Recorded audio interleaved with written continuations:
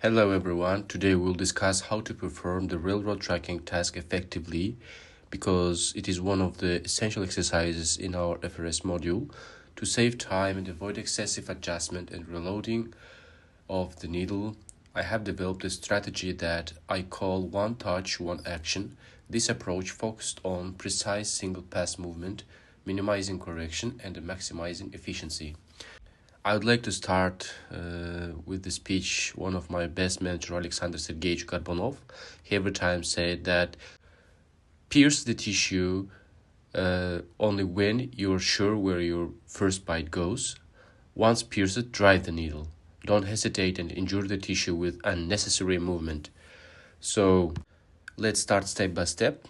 Before I would like to talk about needle positioning, start with the needle loaded perpendicularly to the tip of the needle holder. Always grip the needle from the concave and convex surfaces, not from the sides or an angle. Hold the needle at the 2/3 point from the tip as in laparoscopic suturing. First bite, we need to start from up to down. Start with your right hand in a moderate pronated forearm position close to neutral. Align the needle tip to the exact point of entry. Pierce the tissue and follow the needle's curve using wrist rotation and the forearm supination. Wait for the needle to emerge on the opposite side of the wound. Meet the needle with your left needle holder, gripping it perpendicularly as before. Then your left hand should be in a moderate supination, mirroring your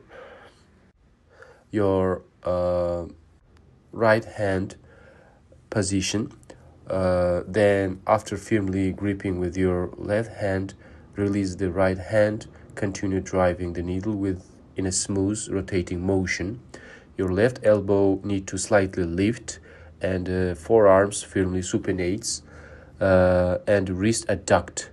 Once the needle is out, lay it down in a down crescent position, flexing the wrist and pronating the forearm quickly.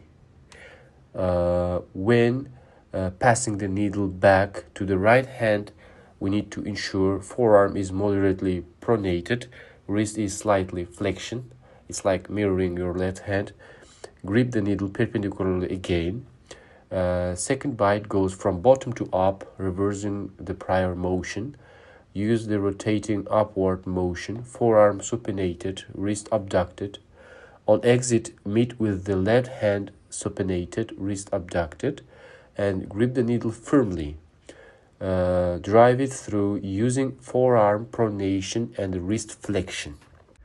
And lay it down in a downward crescent position, meeting with right hand and mirroring lateral position of our left hand. And remaining actions is going to be just repeating all of the actions what I said before for each of the stitch. After completing the main portion of suturing, drag the remaining thread through, but do this carefully to avoid breaking or pulling the thread excessively. Key principles: grip perpendicular every time. Let the wrist and the forearm do the work, not shoulder. Maintain symmetry and rhythm. Your right and left hand mirror each other. Avoid re-gripping the needle multiple times.